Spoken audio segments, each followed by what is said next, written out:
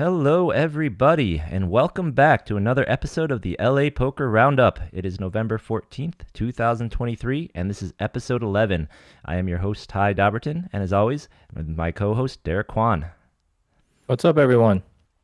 Hey, this week we've got a great show for you. I don't know if you saw the thumbnail, but we happen to have the winner of the XL stack over at the Commerce on the show today. Me. And not only that, but we have some awesome news. A lot of people at the event were cheering for local favorite Sami Bechahed up there at the NAPT main event. Took it down, so we'll be talking a little bit about that. And then we're going to go over some more of the results from last week for the Los Angeles Poker Open at the Commerce. Yep, and then we will dig right into that XL event. Not only did Derek win the whole freaking thing, I didn't do too badly myself. In fact, I feel like I might have won the whole thing if a certain hand didn't happen that we'll make sure we talk about. So we will recap the event. We'll talk about how many people were there. We'll talk about how we felt about the event, and just tell some more stories from the trenches there. And then we'll just go over some key hands from that event, from my deep run from the final table and some hands that Ty ran into as well. Yeah, we didn't, we don't usually get too in the weeds with the strategy, but since we have the winner here, I figure we'll take advantage of that, and we'll go over a little bit of that. And after that, we'll just quick pop in. It's been buzzing around poker Twitter. It's not exactly LA, but GG Poker has been putting out episodes of their new reality poker show, Game of Gold. Have you watched it, Derek? I haven't watched it, so I'd love to hear what your opinion is on it. I will be sure to fill you in. I'm loving it so far. And then lastly, we'll wrap up with our normal weekly roundup. Yep. So right off the bat here, let's just jump right in with some little bit of exciting clip that I got here for you. I'll just let it speak for itself. And Bornstein is getting closer into shove or fold territory, but with this particular hand, I would, like to see a limp. But instead did shove and got quickly called by the ace-10. Wow, Borenstein shoves from the button with the 10-9. Bechahed wakes up with ace-10 in the big blind. We're not. Borenstein doesn't even have live cards, Griffin. No, but nines have been hitting today. A domination situation on the fourth hand of heads up. And it could be the last hand of heads up if ace-10 holds. Sami Bechahed, who has dominated short-handed play, is on the verge of winning a North American Poker Tour title.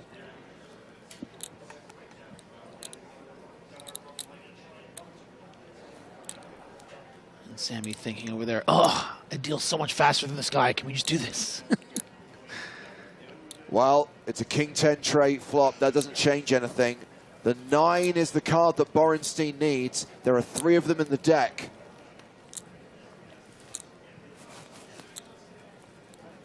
Sami on the verge of sealing the deal.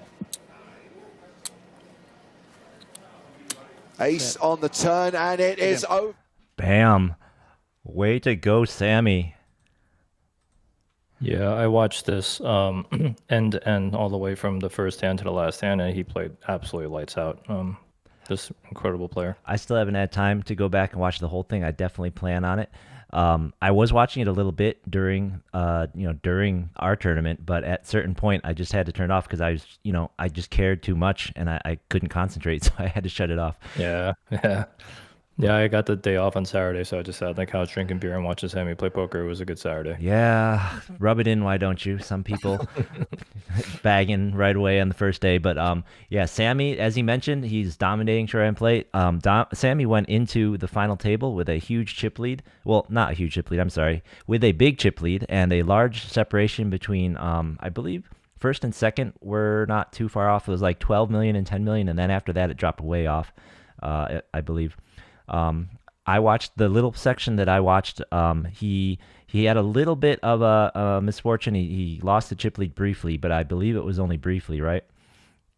He was actually up and down. A couple of different people had taken the chip lead throughout, but Sami was always right there, never a short stack. And then he just kept his stack maintained it Yep. until people, started dropping, and then he just went back on top and never let it go again. Yeah, I know. Once it got down to like four-handed, we checked in again, and we're just like, he's got it. He's gonna win this. He has all the chips, absolutely all the chips.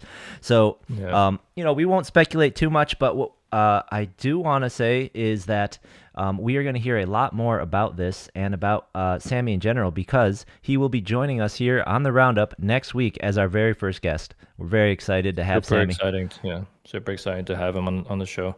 Yeah, I can't wait to get him in here and talk with him. For those of you who don't know, just as a tiny preview, Sami is, he was originally kind of best known as the dealer, one of the dealers on Hustler Casino Live. So, I'm hoping to pull some good stories out of him about that.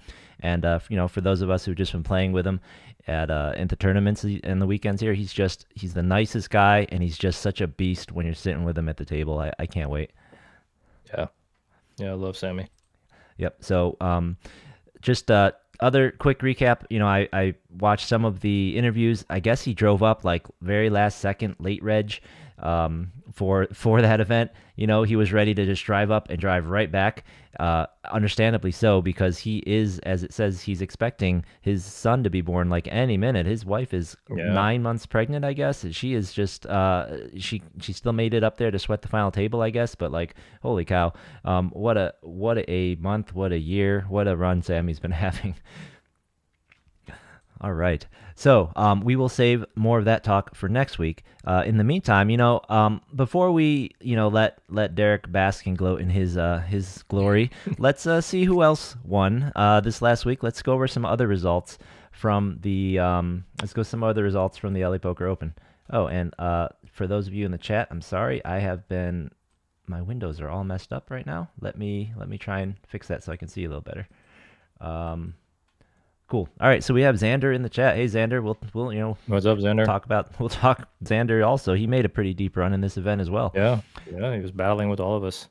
All right, so where was I? Yes, let's go into the events. Let's bring up. And if you haven't noticed, it looks a little different around here in the Roundup. We have switched some of the tech that we're using behind. We're still trying to get used to it, so apologies if we're a little bit awkward today. So speaking of the first event, we left off, I believe, last Tuesday. So during the week, the LA Poker Open has been running a lot of great mixed events. So congratulations to Dennis Bilodeau, won the $600 toe event. That was event number... all right, I don't have it written, but congratulations. Looks, as you look down the list, you're going to see a lot of familiar names and a lot of repeat names on these mixed game tournaments. Yeah, good job, Dennis. And you got Ari here. You got Frankie Ordell, obviously another beast of a. And James Wood just down there, number 9. James Wood, yeah. Yep. Yeah. And we'll see that. Yep. And there's Frankie, Shirley again. Wow, what a beast of a final table. Jeez, that's crazy. Yep, and you'll see it because A, these are great mixed game players, and B, the number of entries in these events is pretty small typically. This is 43 entry. All right, speaking of James Woods, he was the winner of the Triple Stud event. There were 34 in that, so congratulations there. Nice job, Mr. Woods. And then we had a $600 horse event. Winner Corey Brass. Congratulations, Corey. That had 53 runners. You'll notice here we had one Mr. Alan Kessler, chainsaw alert, chainsaw caching number 6 here. Nice. And James Wood made another one here. It's like 3 final tables there. Yeah. Crazy. And take a look here. Manju got second. Manju, another local mixed game player. She really kills it. She, I had the honor of chopping the mystery bounty with her back in, I believe it was March. Oh, yeah, that's right. Yep. So shout out to Manju. Really happy to see her still doing well. And then this is the Sunday 50K guarantee event that was happening during the day 2 of the XL Stack. So congratulations on this one to Jeff Kirby. They got 168 runners on that guy. It looks like he may have won it outright. It doesn't really look like a chop. Yeah, good job, Jeff. Yeah, so congrats. Well-earned trophy there. And then let's see, the afternoon event, the one where I tried my hardest to get a trophy so that I wouldn't, so that Derek couldn't show me up so bad today after I busted out. This had 62 runners, champion Andre Ju. I was running good in this thing for about an hour, and then it just all came crashing down. It's all good, though. It's all good. And then we move on, we actually have some results from Monday. So on Monday, they ran another mixed event, Omaha 8, Stud 8. So that was Adam Kipnis. Adam Kipnis is actually a good friend of mine. We've known each other for like way over a decade. We used to work at Yahoo together. He was the one who first started dragging me out to the casinos to play poker. So you can probably thank Adam for my poker career beginnings. But yeah, he's a great dude and super excited for him to ship this. Nice. And it actually looks like it was an even chop with one Mr. Sean Yu. Oh, Sean Yu, everywhere. Everywhere. Yeah, he was in that day 2 with us, I believe, as well. And you know, I know he's a big mixed game guy as well. And let's see who else on this list. Great all-around player. Yep. Oh, is that Norman Chad? Yeah, Norman comes for a lot of these mixed game events too. So yeah, he's also pretty good. Norman Chad got 4th place. The voice of poker. Absolutely. So a lot of exciting action for mixed game players. And then this event is going on right now. So there is actually, you know what? I will come back to this guy when we get to what's happening next week, because this event's still in progress. So let me pop out of there and let's get to the exciting thing, right? So the big event for the week, however, the big multi-day event was the Commerce XL 40th anniversary special. And we can't hold back any longer. Congratulations, Derek. Derek takes it down. The big winner in the 5-way chop at the end of this guy. And I believe, you know, it's a lion's share of what first prize already was going to be. So way to go. This event had 1,241 entries. The prize pool smashed the 300K guarantee. There was 409. Yeah, this was such a great turnout, and I hope everybody, especially the bike, just takes a lesson from this on how, you know, you just run something with day 1 on a Saturday, day 2 on a Sunday, have a big event just span across that weekend, and man, you're going to get results like this. Yeah, absolutely. You know, I heard a lot of people that were kind of grumbling about like not really enjoying quantums these days. And I tell you what, this event, just makes me think of that opening event of the Big Poker October, right? That was a 300K guarantee quantum that didn't really even didn't make, right? And a lot of it was all of their day ones. Like you said, all the day ones were during the weekday. I believe that, you had to buy straight in on, was it Friday or Saturday? The day 2 buy-in was on Friday or Saturday, and all of these lower priced day ones were during the week. So listen. How much did the Sunday event get? The Sunday event had 167 runners. And what was the prize pool like? That puts it at like 60 or something, 60 something. I just closed it because you had. So this is the first week, Derek, where I closed all the results as I was going through them because you mentioned that. And this is the one time, you asked me to go back. I mean, when you kind of net it out, right? So like, even though you ended up with like a 60K on a Sunday, which is still really good. I think that you probably made up for whatever that big Saturday event is with the big event, right? So just, I think it's just better for the players. Players are happier, and I think you're gonna probably net more revenue total with just running these things on the weekend. Yeah, you know, hey, if we ever have a slow week, we can do some math on that and see what happens. 168 entries. They had a 55,400 prize pool for that guy. Yeah. So now this event.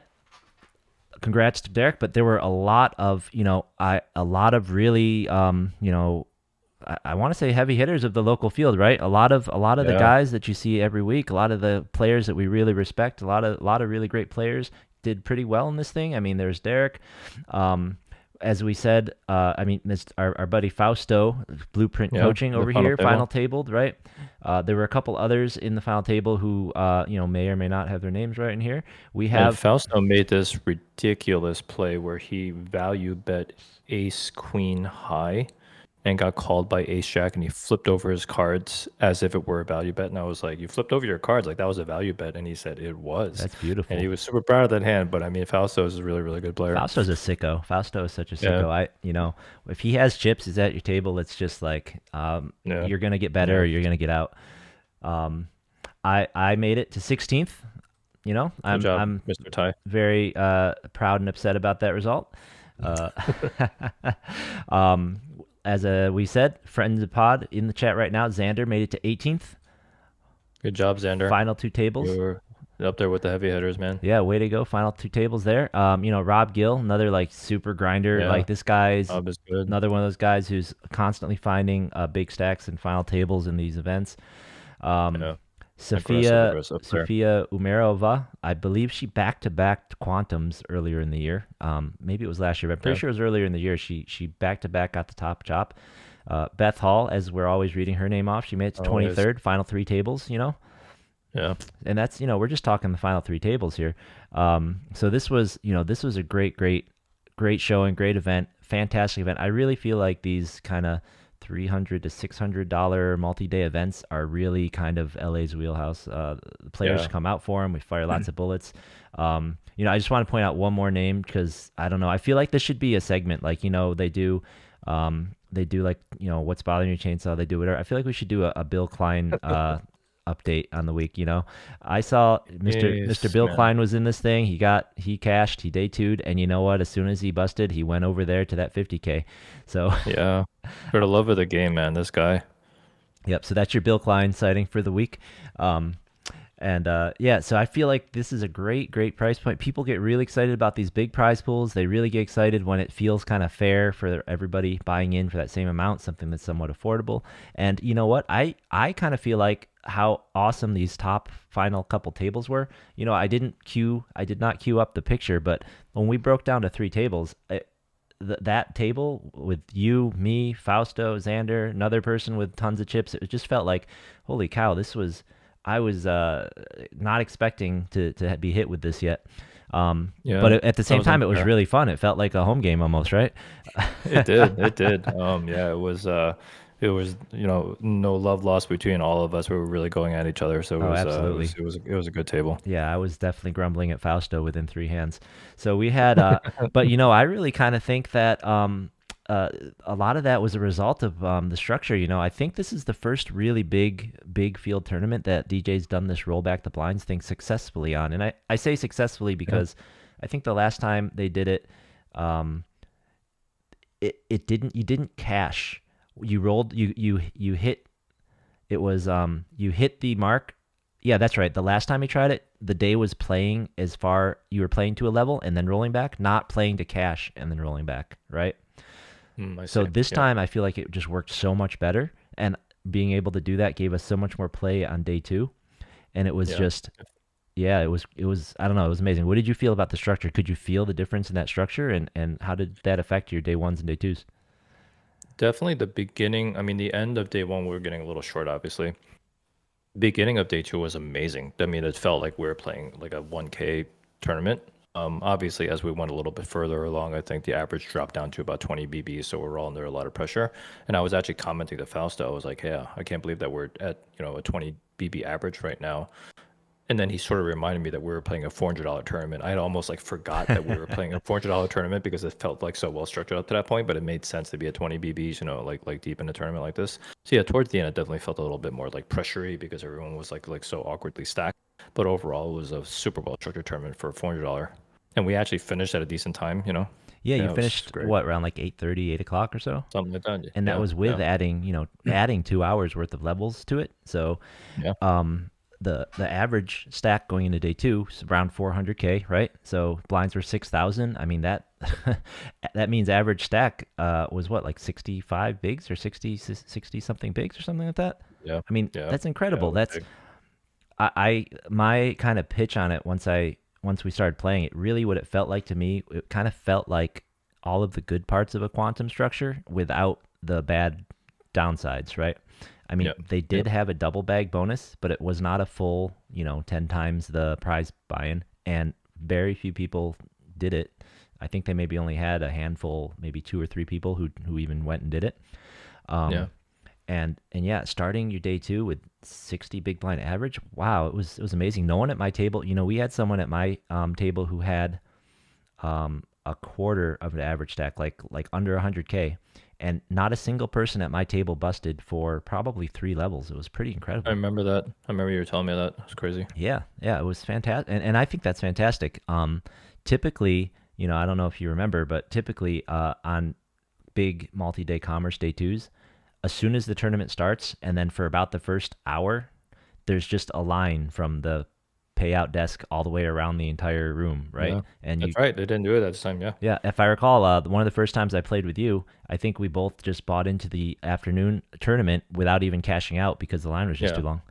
Yeah, I just held the thing in my pocket Exactly. until I put it down. Yeah. Yeah, and this really fixed that problem. And like you said, it makes it feel like such a it's just such a great experience. Yeah. There's just so much play.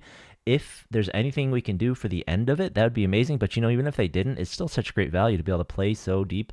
I don't Yeah. think we didn't get down to like a 20 big blind average until fewer than 3 tables, which is still Yeah, incredible, it was right? around then when that happened. Yeah, I think it's hard for me to say just because I went into day two with a big stack and I obviously just won, but it just felt like even if that weren't going on, this tournament would have felt really good. It was just a very, very well run and very well structured tournament. Yeah, well, as someone who bagged under average, yeah, I had 300K. I Yeah. tell you, I appreciated it a lot. Yeah, that's good. Yeah, right? if we had Yeah, come in at I that get it. 15K level, like it's a huge difference. It's a difference of coming in with 20 bigs and coming in with with 60. Like wow. Right. Yep.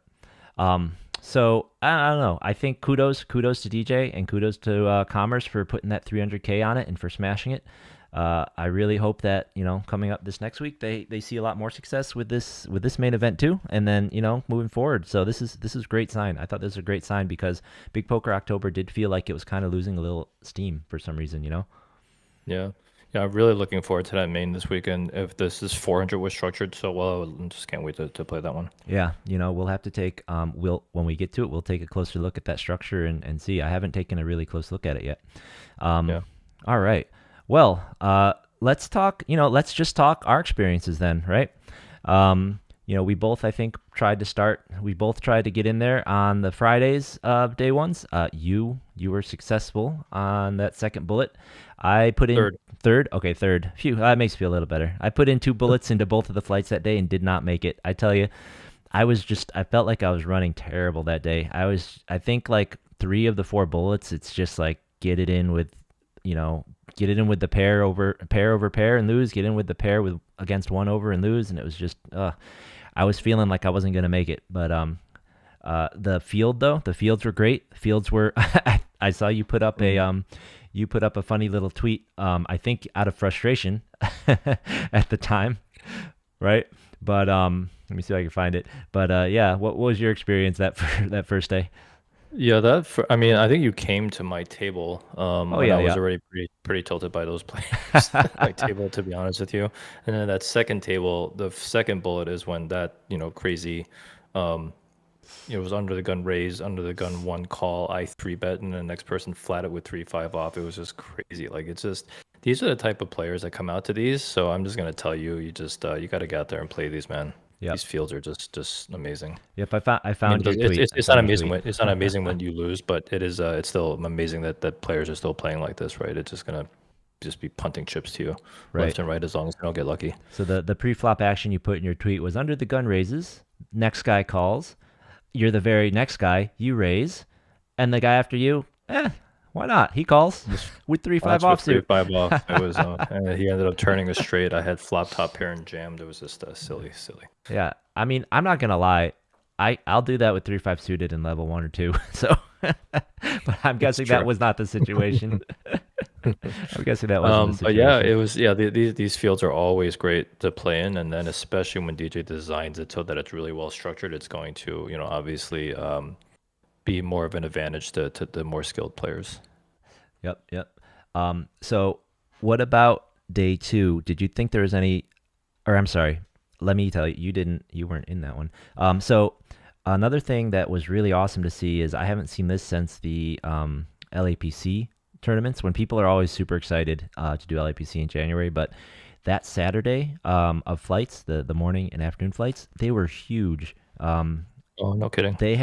We were just shy of getting a combined 500 people for those 2 flights. We had 200 and we broke 250 for the afternoon flight, and the night flight or the evening flight or whatever you want to call it, that was just shy. It was just shy of 240 something, or it was like low 240s. Yeah. So there was it was around 480 88 or something people that day, or entries that day. That was just fantastic. And luckily, Yeah. I somehow only fired one bullet that day to get through, but it was, but yeah, and then I mean man, I mean that's the kind of math that you should be doing for, instead of running one of your one day $250, $300 buy-ins. Look how many people came out for $400 buy-in on a Saturday, especially after there were already a whole bunch of qualifying days. So people were already on the way through, they were already on to day 2, so they weren't going to come out to play. So that just gives you an indication of how many people will come out if you just run these things on the weekends.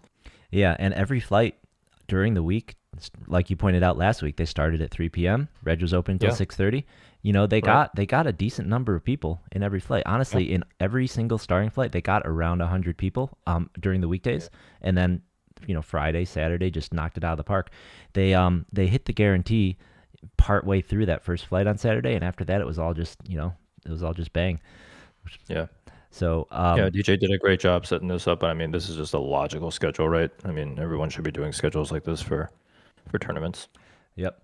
I think so for sure. And I think that I think that's kind of evolving, because I really enjoy the way this is working. These day ones where, you get people into the money, you accelerate it at the end, you let the blinds get big, and then bam, you come back and you roll back, and it's now you get to play again. Now we have a full day, let's play for real money. Let's have some actual action here. My day 2 table draw was very good, I thought. There weren't a lot of mega stacks in the field. Like, there weren't a lot of over $1 million stacks, way fewer than I thought there'd be. My table, the biggest stack was like 800K. Like I said, it went all the way down to 100 or about 90 or 100K. So I was kind of right in the middle. As soon as I got there, the guy straight to my left, Mr. Evan, I don't remember your last name, but he immediately kind of said he's a big fan of the pod. So shout out to Evan if you're listening. So it was a nice table in that way. And I don't know, like, what was your table draw like? Let's turn around. Let's talk the winner's experience for a while until we butt heads, and we can talk about that.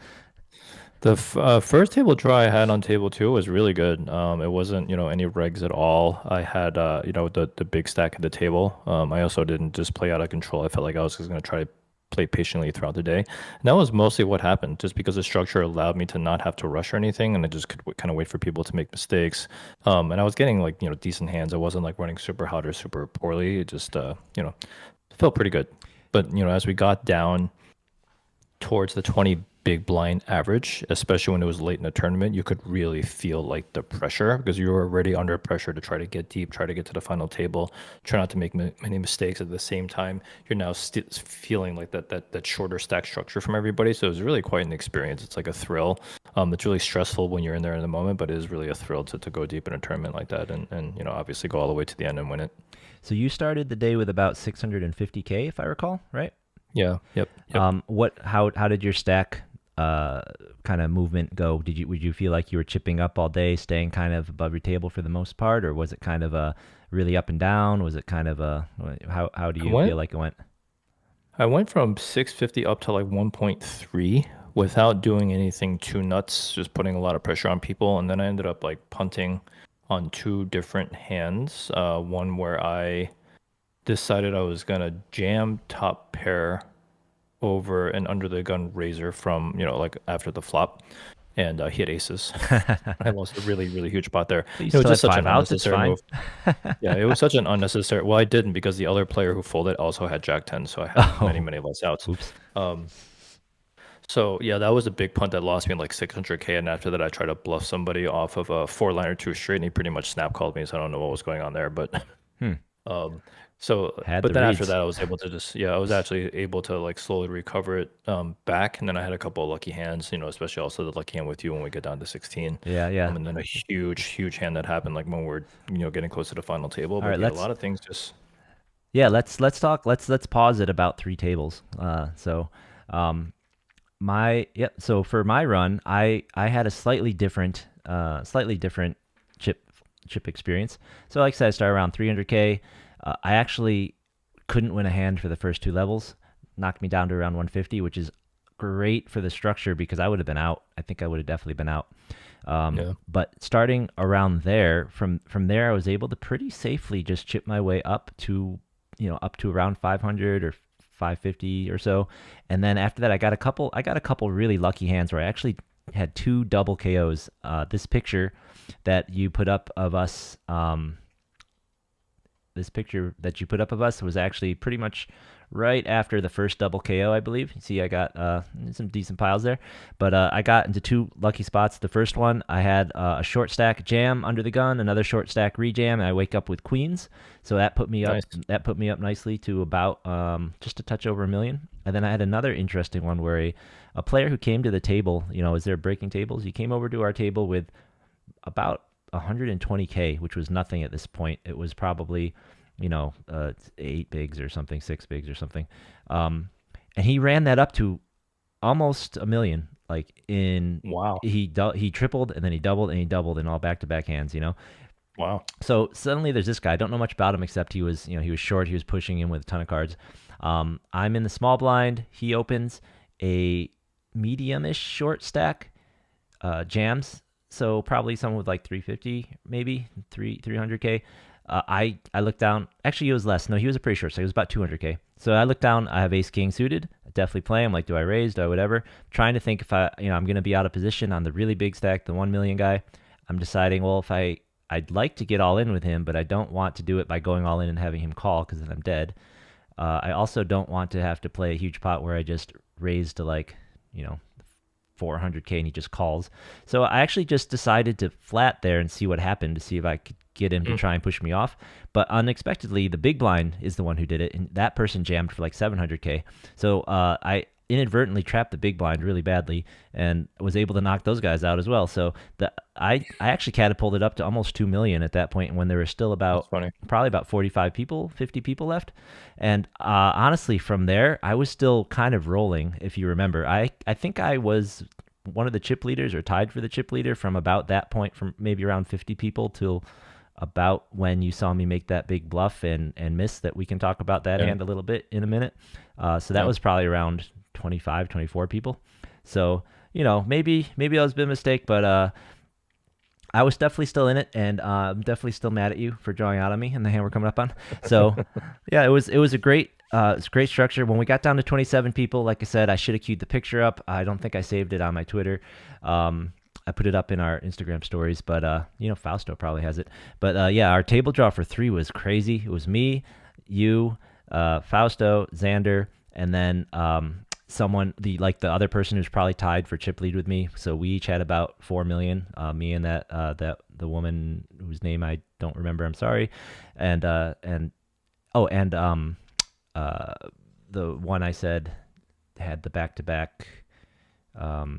back-to-back wins over at the bike. Sophia. And Sophia. Yeah. Yep. So our table draw was crazy, right? But almost all the tables were crazy.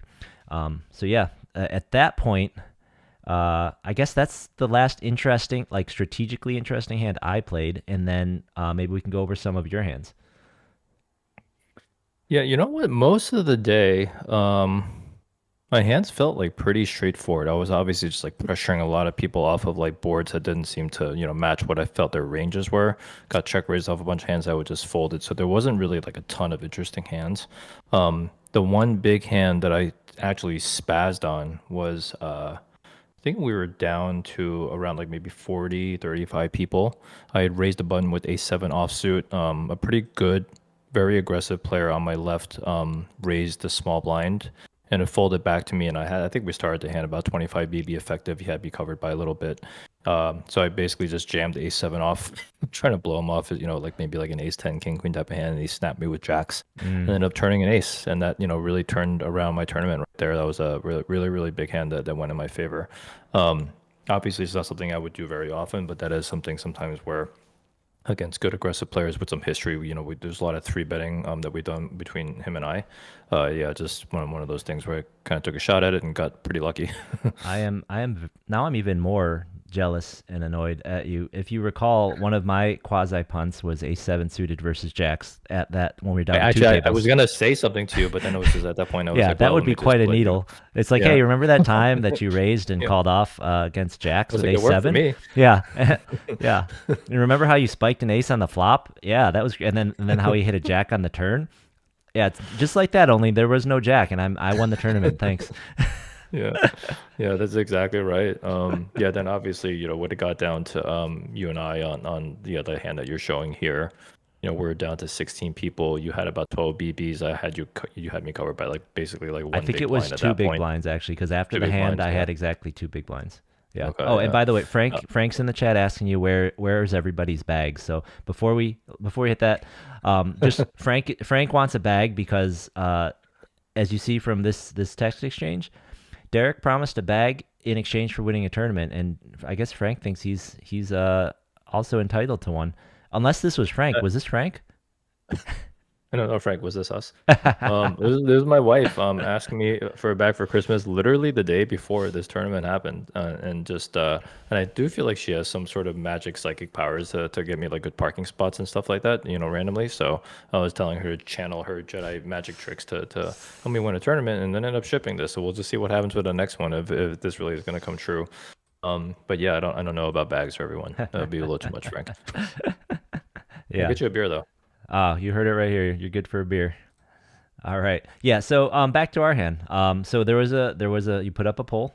I did the old. I was we were right on one of the little mini pay bubbles. So why not? I did the old bet almost all of it, which just so happened to still cover you. I opened out here and you put up a poll, King Jack suit, and I noticed you didn't put your actual hand in here. Was it because that hand should be a slam dunk call and you were just tanking? Yeah, it's a slam dunk call, but against you, I had to consider what was going on there. You'll notice that I kind of looked around to see where the button was, to see where your position was. So these are the type of things you need to pay attention to about hey, what range is Ty jamming there? If you jam from the under the gun, that probably would have made me tank even longer. But because you jam from the hijack, and also it's like you're a player that's aggressive enough to be wider, right, than the average maybe commerce player in that type of spot. And you might actually be pretty close to what the GTO expectation is there. Right. So this is why the King Queen suited basically just became this a little bit of well, this is a slam dunk here, but we are down to 16.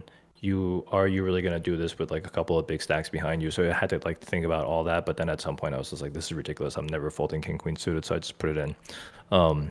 It also just, You're I don't wrong. know, sometimes You're you wrong, get, but sometimes you get, well, the thing is, if I was wrong, I would have snap called you. I had felt like you had a big hand, right? And Yeah. but the thing is, I just couldn't fold it in case you had something like tens, right? Yep. We're just flipping, so I had to put it in there, and you had ace queen off, right? And you had me crushed. it's all right. Sandy was dealing still. Yeah. I had She's a good looker. for some reason, just that day, Sandy she dealt me for 2 downs from 27 people down to my bust out. She dealt me for 2 out of those 3 downs, and I swear I lost somehow.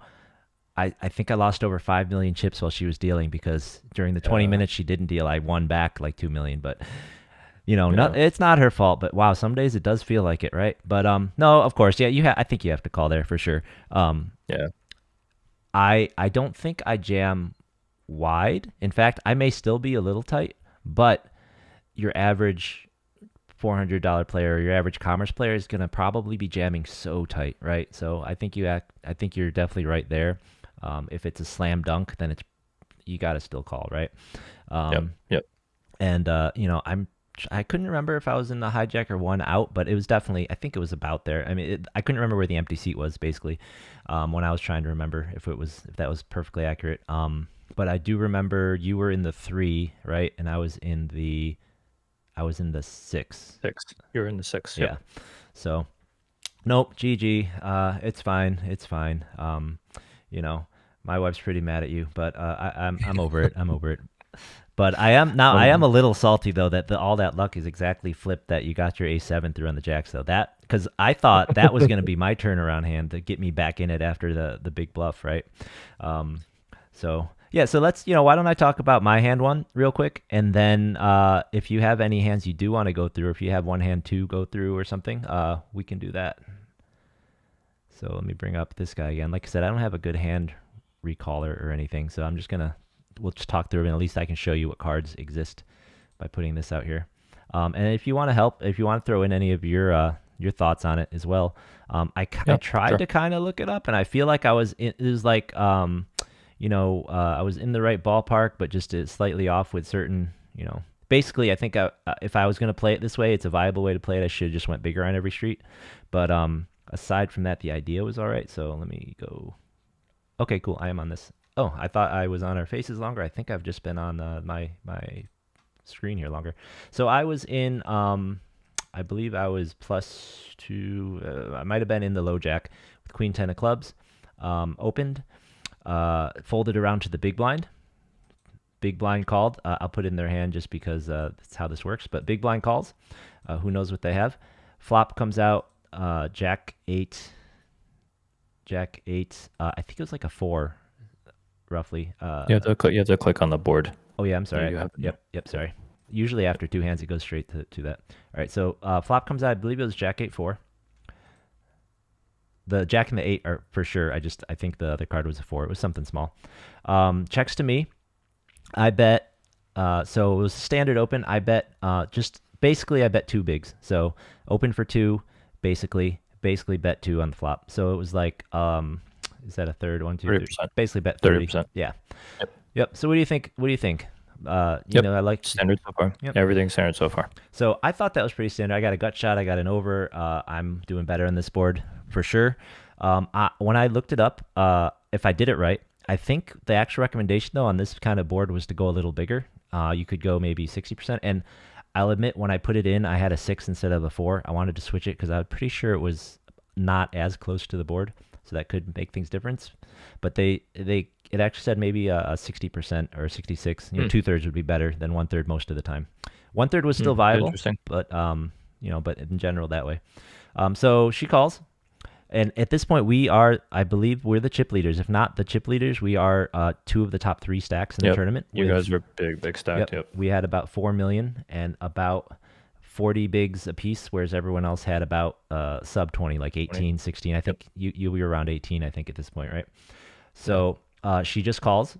Awesome. And this is a reason you can kind of bet so often against a lot of the players at these tournaments is, as Xander's kind of saying, this would have been a good check raise spot. And not happening. I'm not getting check raised here. So yeah, she was not a check raising type of person, but she was going to stick to you. Yep. All the way. So here, turn was a king. King. Yep. Awesome card for me. Makes me open-ended. She checks again. And here I'm thinking, so my thinking here was I wanted to be in a spot where I could put a lot of pressure. I really felt like if I was going to, if I was way behind, if she somehow turned 2 pair, or she had flopped a big hand she was slow playing, she was going to let me know right now, so I wouldn't be in any danger in that way. And with our big stacks, she just was going to want to kind of sit on it. She wouldn't want to take risks. So I definitely was in my mind going to take the more aggressive route with this hand and also just hope to spike.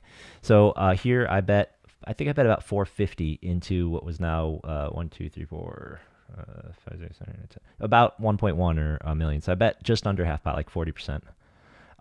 Did you bet under half pot? I thought you bet like 60, 70%. No? I'm pretty sure at this street I bet a little small. So that's what I was saying. Oh. I thought I bet a little small on every street. I should have bet bigger. And to be honest, because on the flop I actually bet a little smaller than I didn't bet. I bet like 180 instead of 200. So that's why I said virtually 2 bigs. So I was going kind of small, which for me, I do that a lot, especially later in tournaments when everyone's down to those smaller stacks, the smaller blinds, because one, sometimes I just forget to count the pot properly. The blinds go up so fast. Once in the earlier parts of a tournament, right, blinds go up by 50. They go up by 100. Here the blinds go up by like 15,000. All of a sudden the pot's was a lot harder to. James Pilpa is in the chat. He says those were his jacks that you cracked. So.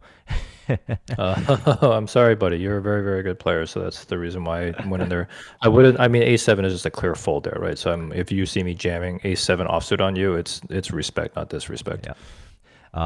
Okay, so yeah, so I did bet small, and honestly, it was partially miscounting the pot, and it was partially when the other thing is when the sheer numbers get that big. Like I said, I thought that she would want to just protect her stack, having such a big stack. So I thought betting 500,000 basically, she would just be like, you know what, I've got 3.5 million. I'm just gonna fold, you know. Yeah, it's interesting. Most players, I think you want to size up on what is a scare card turn to get them to fold, and you always also want to balance that with your strong hands, right? So people can't really detect what you're doing. So these are the types of spots where you want to basically bet a pretty consistent with your bluffs and your strong hands. As a note, you don't always have to bet the turn when a draw comes in. Sometimes you can just take the free card in position and just check back. But when the king comes in, it adds a scare card, right, to basically giving you an open-ended straight draw instead of just a gutter. This is definitely a good hand to continue on. I probably would have sized it up to about 70-80%. Sometimes I might go something like 120, 150 to really scare the hell out of people, right? Because then basically what's coming on the river. So usually that's the type of thing that you can do to push people off their hands. With her, yeah. But the thing is, at that point, I don't think we really knew her. But then after watching this hand and watching her play for a little bit, she was just not the type of person you wanted to bluff, right? Not in a bad way. She was just very, very sticky. Right. Exploitatively, you would want to go the other way. But in my mind, I thought since we had this chip stacks, and I felt like it would be a good spot to put pressure on. And in my mind, I think I agree with you. I think I just miscounted the pot, honestly. Like I just wasn't considering how big the pot actually had gotten. I was just thinking, okay, I'll just bet bigger. I'll just keep bet bigger. I didn't take the time to actually get the right amount, because when we get to the river, river bricks out. River's something like this. Now I realized, well, I can't put her all in. So not really. I'd have to go almost double pot, and now I feel like, well, I really screwed up. I needed to structure this in such a way that my river was a jam, because that's the only way to really get it through and to really make this work. But I'm not giving up. I got queen high. So she checks it again. Pot is now about 2 million, and I go I think about 1.2 million. I think I bet actually 1.15, so I bet just tiny bit over half pot. And at this point, that's about half her stack. She has about 2.22 million sitting back there. She has about 2.4 million, I think, and I have just the tiniest bit more than that. So I probably had her covered by 200,000 or 300,000 at the beginning of this hand. So I bet 1.12, 1.2, and what do you think of that bet? Definitely would have sized it up more if you're trying to get her to fold. On the river, when you're trying to get people to fold, you need to size it up to probably 75%, 80% pot, or they're just not going to fold unless they're like a very advanced player who would fold to like a very small bet, right?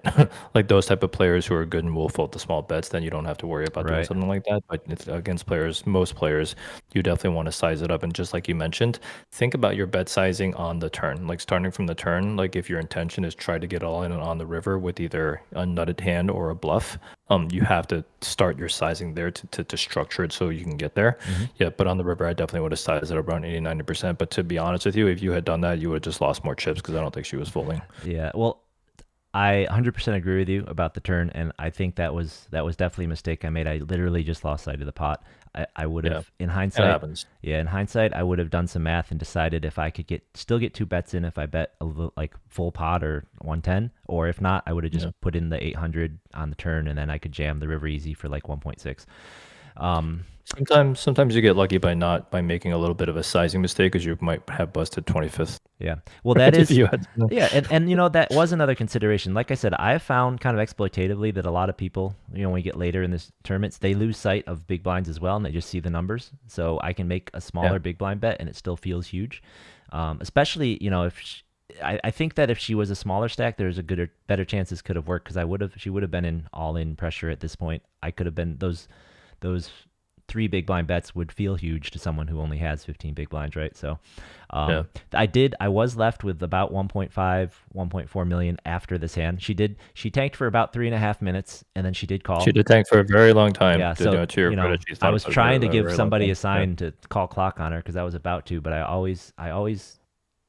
usually do call clock on people, but it would feel bad if they then I would feel annoyed if they then said, "Well, I knew you didn't have it because you clocked me," right? All right. But like, I, I just stand and I want try to to give clock people. people, yeah, I try to give people more leeway when we're deep in a tournament like that, especially people who are clearly amateurs and they just need a little bit of time to think. So I try Yeah. not to clock them unless it's just, you know, It was a pretty egregious. long time. I mean, I It think was, it was, it was, it was a long time. Yeah. yeah, it was a very I like. And the other thing is there was no clock in my line of sight. I had to turn my head to see the clock, so that made it harder for me to pick a time I was going to clock her on because I had to keep like looking, and I'm like, well, that's going to look weird to her. Yeah. Yeah. You know? Yeah. You want to just stay as still as possible. It's funny. Yeah, it was odd, but um, eh. But good on her. And I still had plenty of chips. I did double up right before we broke the table, and I got back up to a little over 3 million, honestly. So I mean, it wasn't that Yeah. bad. I Yeah. mean, like I said, Yeah. if my A7 had stayed had sucked out on the jacks and stayed there, I'd have been right back in it. I'd have been back to like 4.5 million. So Yeah. that's poker, guys. It is poker. So, once a shout out to Jelena. Well played. You got me good. And, well done on your sixth Yeah. place there. That was who it was. Jelena got me. Yeah. Good job, Jelena. You played well. Cool. Are there any hands that you would want to discuss? I mean, mostly, again, a lot of hands felt standardish. I won a huge pot against, so basically the guy that was like second, we were second and third in chips. And it was really funny. We had exactly the same chip stack and I didn't realize that. Wow. Small blind, he had limped in. I raised with ace queen suited. The flop came up all middle cards, and I play with this player a lot. He's actually an older rig. Oh, I remember him. He was on fire while I was at the table. He Yeah, was he one of was- the people he- who rivered me while I was there, and Sandy was handing out rivers to Yeah. people. He's a very tricky player because he seems like he's always showing down really good hands, but the frequency in which he plays hands clearly is not always playing nutted hands. So he's a very, very tricky player.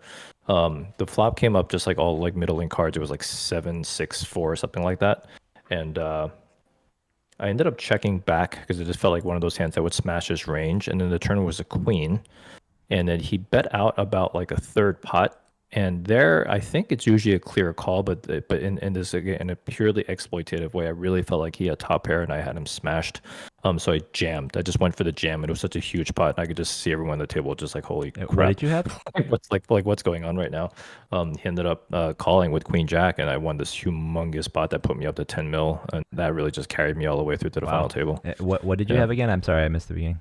Ace queen. You had ace queen. Oh wow! So in the blinds, it was ace queen versus queen jack. Yep. Wow. And then with the And you just turned magic that queen. magic queen on the turn, man. Wow. Yeah, and then the final table, like I think I was doing a pretty good job, not like going overly spewy, but I was definitely like way more aggressive. I think I was V-pipping around like 50%. At one point, I had jammed deuce 3 offsuit in the small blind against the big blind, and I was like, oh my god, please don't call. But it's those are the type of things you have to do at a final table as a big stack. But I will have a vlog up probably in another week or so that's going to cover a whole crap ton of hands and a bunch of analysis. So look out for it on my YouTube channel. It's going to be a pretty fun one. Absolutely. Definitely looking forward to that, man. Okay. Well, I think that just about is all I have to say about the XL stack. Do you have any closing thoughts on your big win here? You want to show off the trophy, Derek? I know we can see it in the background there. I don't know. There it is in the background. Beautiful.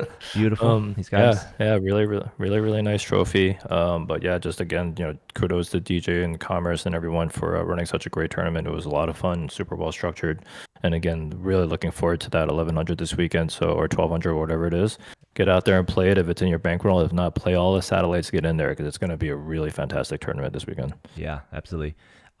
Adam in the chat here is just wondering what percentage of the chips in play did you have once you won that huge hand in the blinds? That's a good question. I don't know because I basically had 11 million. I don't remember how many chips were in play. Yeah, I don't remember. It was probably something like in the range of like. I can tell you there were 1241 entries. So that's how many millions is that? Times 40,000. Yeah, 40,000. Yeah, let me do it. So is that what? That's like 48 million? Something like that. 49 million maybe? 1241 times 40K is 49 million. Wow, you're really good at math. So I had about a 25% of the chips in play. Yeah. Or 20% of the chips in play, yeah. Well, it's a good thing. I mean, I you know, obviously once you took me out, I was rooting hard for you. Once I saw with all those chips, you'd better buddy. win. Thanks, I mean, if you're gonna I take my appreciate it. chips and get your, if you're gonna use your run good, your bag, your get that bag run good, you better win the thing, man. So we're, you Yeah. know, we're stoked. We're definitely excited. Definitely excited to see all that. Yeah, and then it was a great final table too. I think when we got down to 5, everyone except for me was at like 15-ish to 18-ish big blinds. So we decided it was probably a good time to look at numbers because it would just ended up being a shove fest. So yeah, I think everyone was really excited. Everyone got over 30K. Ended up, with 49, which is a great result for what was a 69K, top prize. So I think everyone left really happy. Yeah, absolutely. Well, I mean, all of you guys. All right, congrats. Let's move on. So have you seen the GG Poker's new reality poker show, Game of Gold? I hear all about it, and I started watching it one night when I had a whole bunch of other stuff going on, and I sort of zoned out when everyone just was like doing all the intros. But I intended to go back and watch because I just heard such great things. But I haven't watched them yet. All right, well, let me just do one clip here to show you Please take seats. give everyone the overview of the concept, and then I'll tell you what I think so far.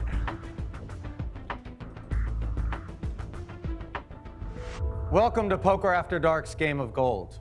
Over the course of 4 rounds of competition, U16 will be whittled down to just one through various poker challenges.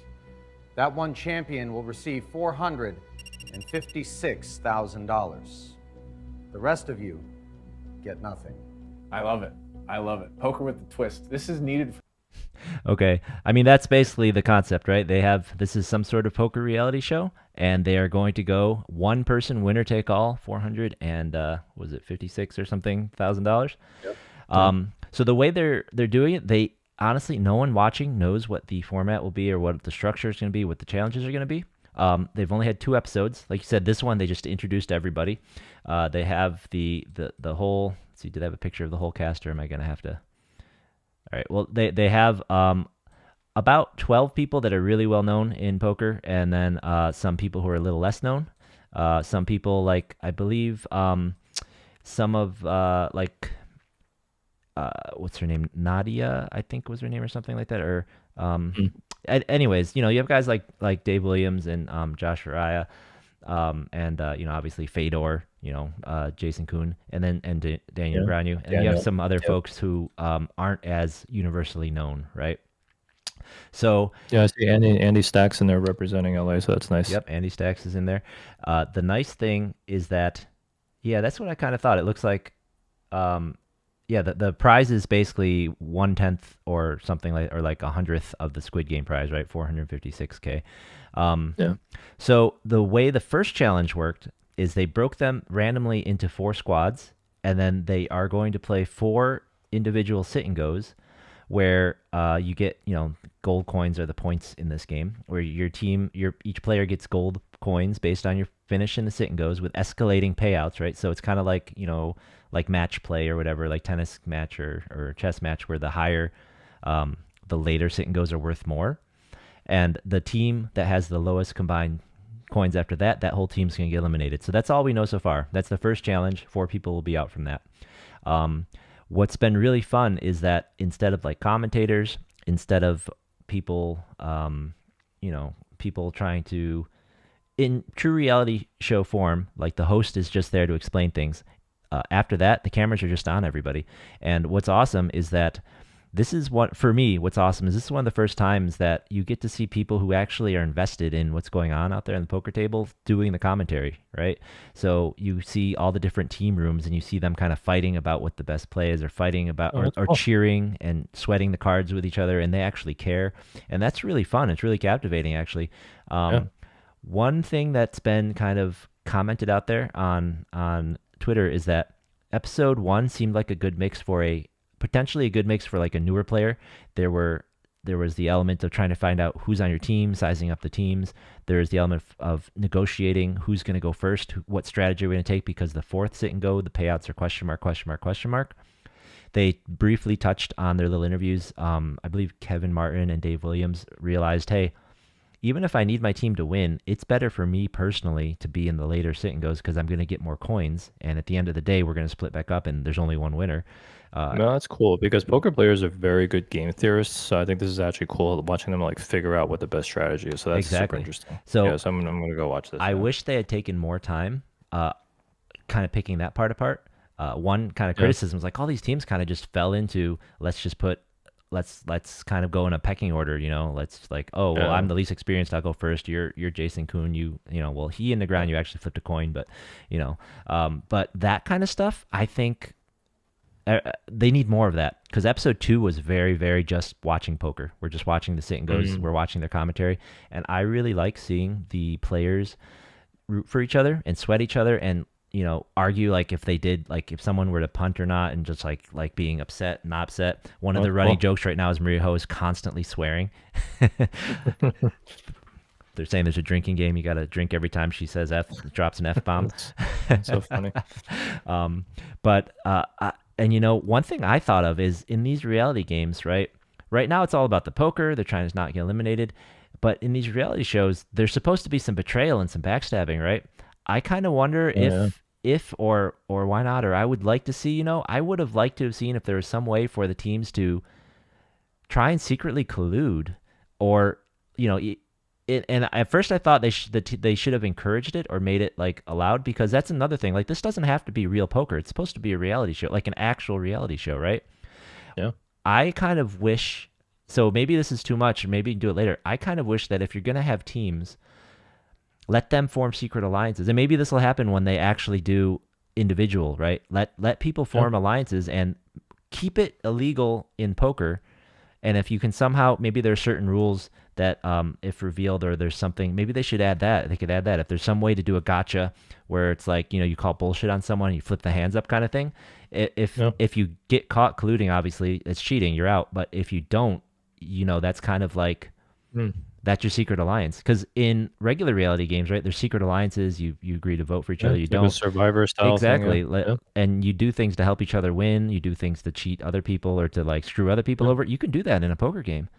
It's already built in there. It definitely adds more drama, and you obviously have poker players who are kind of good at that thing. Exactly. But 100%, what they need to do is make sure they get Garrett and Robbie together in the next one. Exactly. Oh my God, if they could do that, they wouldn't. And they wouldn't have to do anything. They wouldn't have to do anything. Yeah. So if this works, that's 100%. So those are our 2 recommendations, Gigi. I think if it's not in this one, you need to drop some hints or encourage people to cheat, even if the collusion is.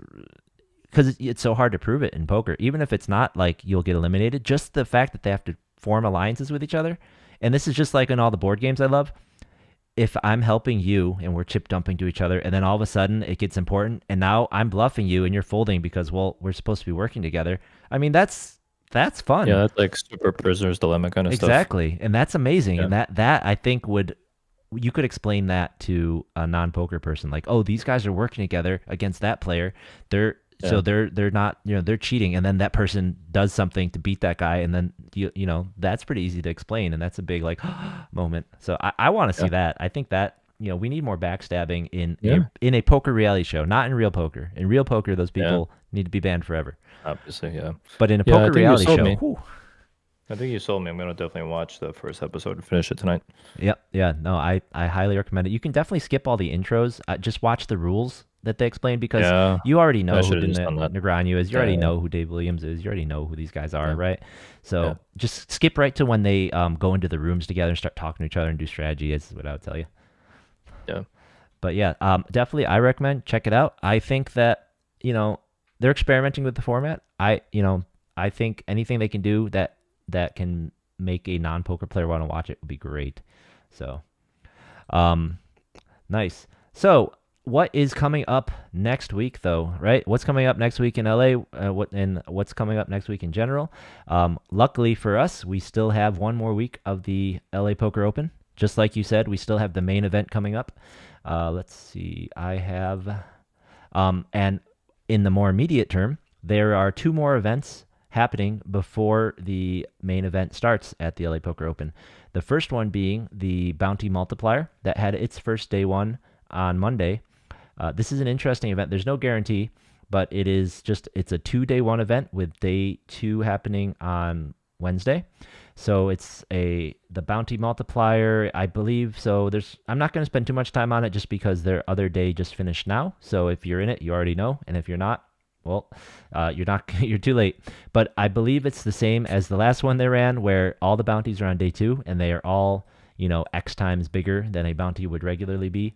Because say it's 1 in 10 getting in the money, the bounties will be 10 times as big as like maybe you would expect them to be from the buy-in. So last time, I think every bounty was like 1,200 or something. Actually, let me just click on the structure sheet and I will tell you. Bounty multiplier structure. So the bounties for this guy, where did it go? All right, I take it back. I clicked on it and I did not get the structure sheet. Huh. All right. Well, like I said, if you're in it, you already know. The other event that's happening is the PLO. There's a multi-day PLO event. And honestly, nice. Yeah, I feel like, I hope it's well attended, but the problem is it's during the weekday, right? So you and I can't play. Yeah. I know if there's a PLO event, a multi-day PLO event going on that didn't conflict with a really good Hold'em event, I would love to play in it. And I don't play PLO, so it's just really fun. So that is going on. The first day one was, I believe, today. PLO right here. Yep. Oh, Yeah, I 15B. think PLO is having some kind of resurgence right now because he has had this whole big like PLO series for the PGT. I feel like a lot of PLO cash games are kind of taking off right now, so it seems like PLO is getting some sort of resurgence. Mm-hmm. Yeah, and everyone is. I mean, even in cash games, I think it's really kind of taken off. Yeah.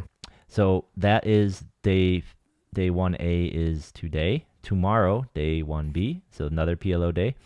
And then they will have their day 2 on Thursday. Yes, day 2 PLO. So that's a $600 buy-in PLO event, multi-day PLO event. That'll be cool. They get a larger prize pool, a bigger PLO event here. So hopefully a lot of the mixed game players are down there having fun with that. Adam says they got about 55 runners for the first flight. I'm guessing he means for the PLO event, so that's not too bad. Yeah, especially for a weekday. Man, it's good. Xander just played. I'm not sure what he means. He says that. He says it ended a few outside of day 2 yesterday. So I don't quite understand what you mean, Xander. You can clarify. I'll bring it back up. But he says he played in one of those events. He was short of making day 2 by a few people or something. Oh, I gotcha. Yeah, he said 12th and 6th made it. So yeah. Yep, I gotcha. So after that, the main event starts, and that's what we're all about. The main event, they will be running Mega Satellites starting on Wednesday, it looks like. Yep, starting on Wednesday. For some reason, there it is. All right, so here we go. Let me bring us to content. There we go. So they will have Mega Satellites starting on Wednesday at 4 o'clock and 7 o'clock. On Thursday, 1, 4, and 7. And on Friday, 1, 4, and 7. Wow, get out there and play these satellites. What's the buy-in? The buy-in for the satellites? The buy-in for the satellites is, I believe it's 2 something. Where did I go? 1 in 7 wins a seat, $200 buy-in. $200, $200 for this. Yeah, get out there and play this. 1 in 7 buy. It's going to be a fantastic event. I think they're going to blow away the 250K. Yep. And if you remember, just as a reminder, satellites at Commerce, when you get near the money, the chip leader will probably be removed from play, and they will just get their seat. Oh yeah, these are such great freaking like mega sati structures. And then when you get close, it's a reverse shootout for your table, so you don't have to survive you don't survive all the other tables down to your thing. You survive your table, and I think you just have to eliminate one person. Yeah, that's so fun. I still haven't played a sati like this, so I hope if people see me coming out and play a $200 sati after winning a tournament, it's just because I want to experience one of these because it seems really fun. Yep, they're running. So they are running Monday. Wednesday, Thursday, and Friday. They're going to be running a ton of satellites for this main event. And this main event, as Derek said, we're all excited about it. It's going to be great. It's going to be super fun. I bring this back up. And that starts Thursday, 11 a.m. So, yep, Thursday, 11 a.m., Friday, 11 a.m., Saturday, 11 a.m. Those are the day ones. Reg closes at 3:30. and it's $1,200 buy-in with a $250,000 guarantee that I hope we will smash. Yeah. And a PSA for the people who haven't been out on the freeways trying to get around. There's a big chunk of the 10 that's going to be closed for a couple of weeks. So, definitely give yourself a little bit of time to try to get to the casinos. Yeah. I actually made it to day 2, just 2 minutes before, because I had to go all the way around the long way up the 105. It was nuts. And I planned for that closure too. It's crazy. Yeah. If you're coming from the west, for sure, be careful of that. Absolutely. Yeah. Frank's teasing you. He says you're confirmed busto when they see you in that 200. Little do they know, I actually had I had 80% of your action.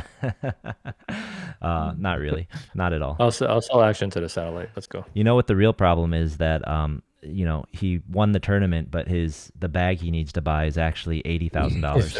It's $80,000. I'm still in the hole. Yeah, so he needs to ship this one too to get that bag, or it's gonna be a bad Christmas.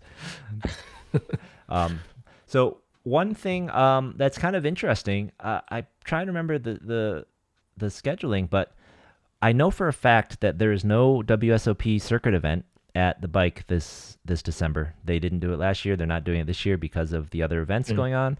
But I would have expected to hear something about a schedule by now for December, wouldn't you? Or do they usually come out late? Maybe. I don't know. Maybe they're just actually, sometimes the bike just it's not like they're uncoordinated, but sometimes their schedules just come out super late. It just seems random, things just pop up.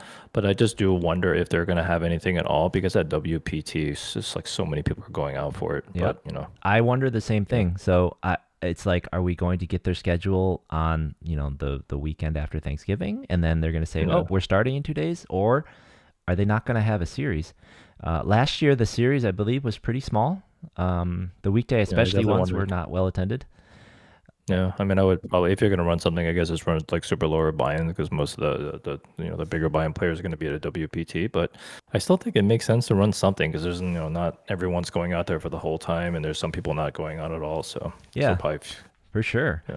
But with that in mind, I guess then if nothing's coming up, then in a couple weeks we will just have to bring up the WPT calendar and talk about that. Yeah, I mean, we should. So many people are going to be out there for it. I'll be out there for it. So yeah, definitely talk through what's going on. Yep. Just kind of real quick, which events are you gonna plan to go out for? I'm going out for the prime and then the main. But usually what happens is I bust a prime and end up playing a whole bunch of other stuff in the middle. But hopefully I'm just gonna fire one bullet each and win both. That is the dream. I guess that is the dream. Man, that prime, it's like a 1K buy-in or whatever it is, like 1K buy-in or 600 buy-in. And 1-1, yep, 1100. Man, the players in that one are just I don't know, man. I just don't know. I would love to play in the prime. It seems like the best value for players like us. But my issue is that the last day 1 is on Sunday, and that means that day 2 is on Monday, day 3 is on Tuesday. If there's a day 4, that would be Wednesday. Basically, I'm 100% would have to take days off, and you're not even in the money at the beginning of day 2, right? Yeah, I'm taking a bunch of time off just for this series. Yeah, I've taken too much this year. I can't do that one. Coincidentally, I saw a good joke on Twitter. So the other series happening at that time of year, right, in December, is going to be that WSOP in Paradise. It's going to cannibalize this one a little bit. And they're trying their hardest, because today they announced the WSOP Paradise Parlay, which means if you were grinding the World Series in Vegas and you have up 9 caches or 2 final tables or a bracelet, if you come down to Paradise and you get 1 more cache or you get 1 more final table, etc., you get a big bonus. So they're trying to really entice people to come down there. Now, I only had 2 caches at the World Series this year, so it's not enticing me. But, if someone had 2 final tables, or if they won a bracelet, if you won a bracelet, you kind of have to go now, because if you win another bracelet, you're getting an extra 100K. I don't know. That's what it feels like. Or if you made 2 final tables and you had 9 caches, you're getting all this extra value.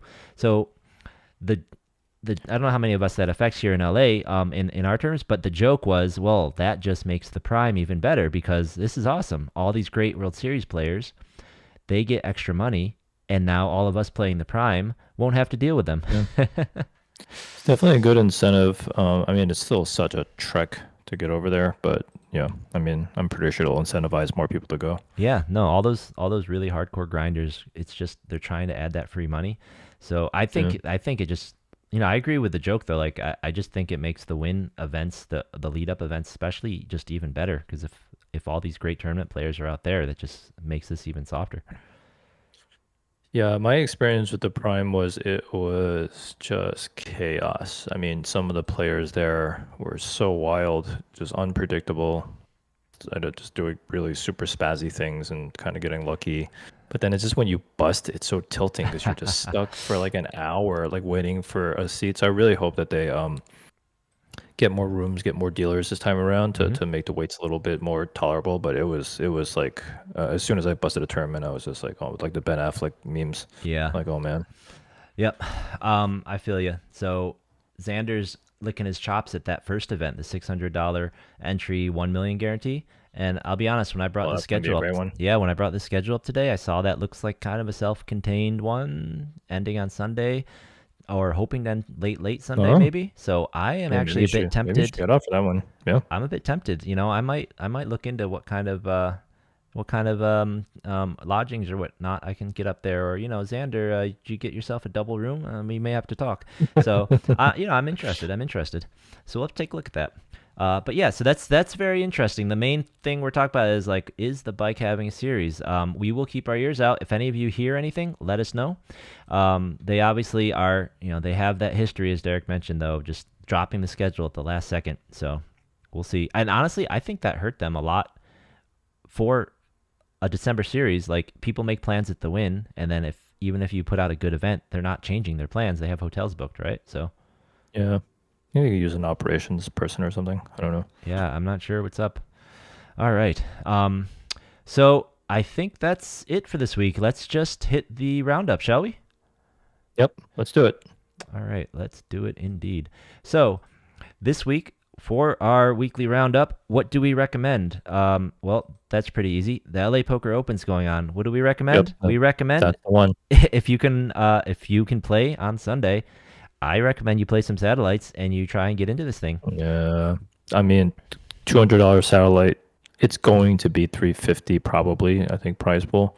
Yeah, just get out there and do it. It's going to be the best tournament this weekend. And for those who can only play Sunday, they are going to hold that regular $50K guarantee, $400 buy-in on Sunday, just like they usually do. And looks like they're closing the series with a survivor, kind of a get even type of survivor that we see on these schedules sometimes. Hopefully I won't see you in that one. Yeah, right. Hopefully not. I will play it if I'm there, and I will grumble the whole time, and hopefully I'll cash, but I don't want to. Yeah. So for those of you who can't play that many multi-days or just can't make that 1,200, the rest of the schedule for the week is pretty much your regular daily schedule. We have over here at the Hollywood Park, things to take note of is that on the 19th, there will be no tournaments there. There's a Rams game. Other than that, it looks pretty normal. Now, going into next week, the Hollywood Park goes into their Super Week, so the guarantees are a little bigger, and the I think Super Week just means they more or less jack up the guarantees on these. But something to know, leading up to Thanksgiving, it is a Super Week. And then all of the other places, as usual, the Gardens always has the great dailies with the nice guarantees, and you'll be building points up towards the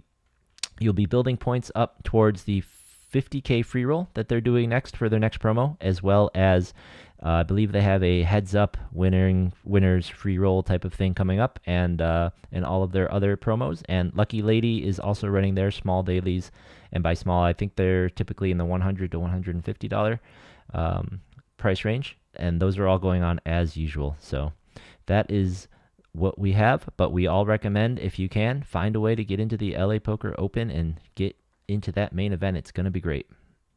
Yeah. Can't afford $200, beg, borrow, and steal. It's a good one.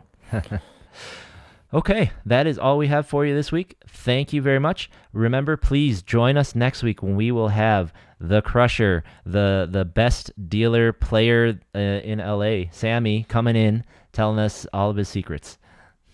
Yeah, we're gonna rename Sammy the Dealer to Sammy the Crusher. That's his new name. Yeah, absolutely. Or maybe we'll find out how to say that in French, something like that. Yeah.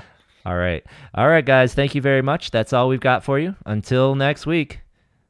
Yeah. Thank you, everyone, and we'll see you at the table.